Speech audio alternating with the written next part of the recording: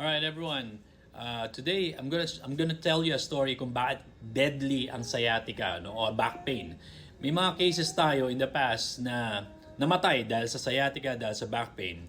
One story was the other case was nangyari June. Nagkaroon ng back pain in June, nagkaroon ng slip disc, nagkaroon ng sciatica at the same time. Na-admit sa hospital ng July. Nagsimula ng June, na-admit sa hospital ng July, lumabas sa hospital ng August. Paglabas siya sa hospital ng August, meron na siyang bed sores. Butas na yung puwet niya, butas na yung balat niya. And then, around October, na pneumonia, namatay. Ang complication ng sciatica back pain kapag kayo naratay sa kama ay deadly.